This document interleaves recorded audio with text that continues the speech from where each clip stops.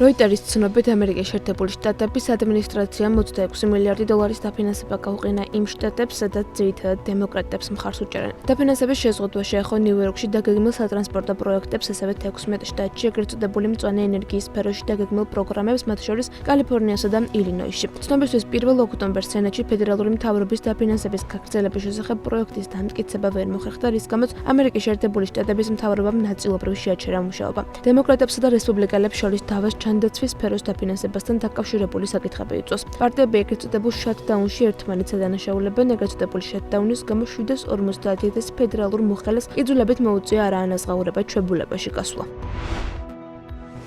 ამერიკის შეერთებული შტატების უზენაესმა სასამართლომ ცენტრალური ბანკის გუბერნატორს ლიზა კუკს დავის დასრულებამდე თანამდებობაზე დარჩენის უფლება მისცა. საკითხის განხილვა იანვარში გაგრძელდება, აღნიშნულ გადაწყვეტილებას უკვე გამოეხმაურა თეთრი სახლი. მათ უზენაესი სასამართლოს დადგენილებისადმი უკმაყოფილება ვერ დამალეს, თუმცა განაცხადეს, რომ ყველაფერს გააკეთებენ, რათა მოსამართლეები ტრამპის პოზიციის ისტორიაში დაარწმუნონ. ლიზა კუკი კი თანამდებობიდან გაუშვან. ცნობისთვის დონალდ ტრამპმა ლიზა კუკის თანამდებობიდან გათავისუფლების გადაწყვეტილება რამდენიმე თვის წინ მიიღო, რასაც ფედერალური რეზერვების გუბერნატორმა სასამართლოდ დავის დაწყებით უპასუხა.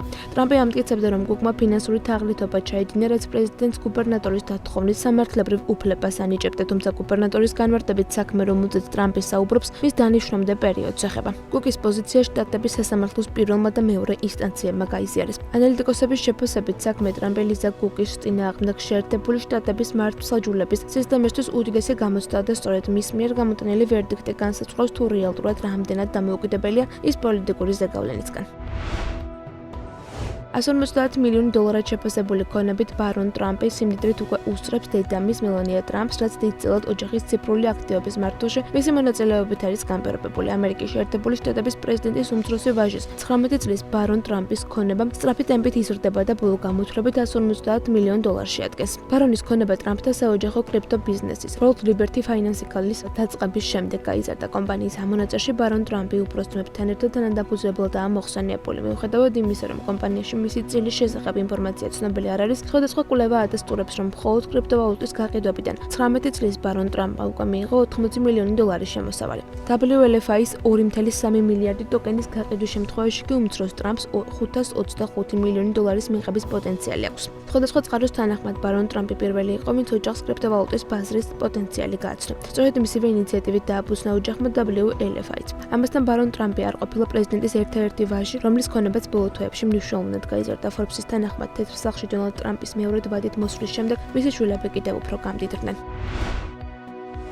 უმსხვილესი ბრიტანული ფარმაკოლოგიური კომპანია AstraZeneca საინვესტიციო სტრატეგიის შეცვლას და პირდაპირ ამერიკაში ნიუ-იორკის საფონდო ბირჟაზე დალისტვას განიხილავს. როგორც კომპანიის ხელმძღვანელობა განმარტავს, უოლ-სტრიტის საფონდო ბირჟა კომპანიას დამატებითი კაპიტალის მოზიდვის და დღედად განვითარების საშუალებას მისცემს, რაც ამჟამად ლონდონის საფონდო ბირჟაზე შეზღუდულია. აღსანიშნავია, რომ კომპანია ლონდონის FTSE 100 ინდექსში პოზიციას შეინარჩუნებს, ანუ ის ორმაგად დალისტული კომპანია იქნება, თუმცა მთავარი ფოკუსი სწორედ ნიუ-იორკზე იქნება მიმართული, რომელიც პლანეტის ფინანსური ცენტრია. AstraZeneca საბაზრო შეფასება ამჟამად 262 მილიარდ დოლარს შეადგენს და ბრიტანულ ინდექსში მას ერთ-ერთი წამყვანი პოზიცია უჭირავს.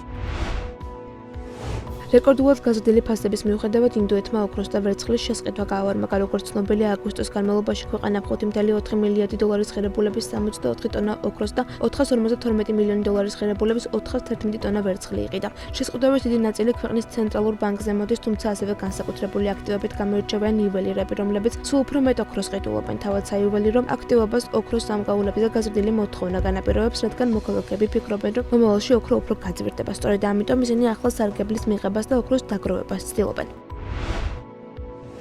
გერმანიის მიუნხენის აეროპორტში დრონების დაფიქსირების გამო ოპერაციები შეაჩერეს. როიტერსის ინფორმაციით, ოპერაციების შეჩერების გამო 17 რეისი გაუქმდა და 1300 მგზავრს მგზავრობა შეუფერხდა.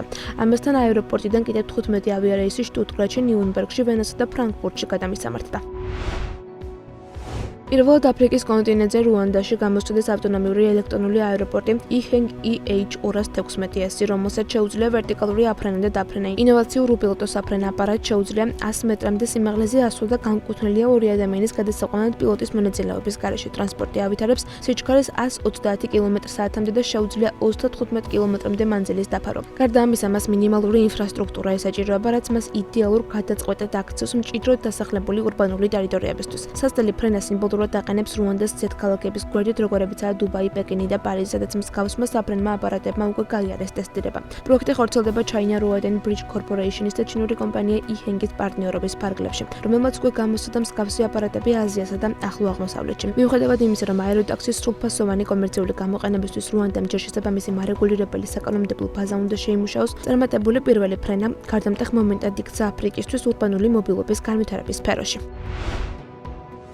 დიდი ბრიტანეთის ლტოლვილთა ბინადრობის უფლების გამკაცრებას გეგმავს როიტერსი წერს, რომ დიდი ბრიტანეთის მთავრობამ საიმიგრაციო პოლიტიკის გამკაცრება მემარჯვენე პოპულისტური პარტიის, დიდი ბრიტანეთის რეფორმის რეიტინგის შემცირების, ასევე საფრანგეთიდან მცირე გემებით გადამსვლელი არალეგალების რიცხვის შემცირების მიზნით გადაწყვეტა მიგრანტები, რომელთაც ლტოლვილის სტატუსი აქვთ, ხუთწლიანი ცხოვრების შემდეგ მუდმივ ბინადრობის უფლებას იღებენ. ახალი წინადადების თანახმად, ეს პერიოდი 10 წლამდე გაიზრდება და მუდმივი ბინადრობის ნებართვა გარანტირებული არ იქნება. პროცესი უფრო გახანგრძლივდება და მთავრობა აპლიკანტებისგან მოითხოვს არ გონენ მოსამართლეობა ან მოითხოვონ ბენეფიტები, ისე უბრალოდ ინგლისურად და იმუშაონ მოხალისედ თავიანთ თემებში.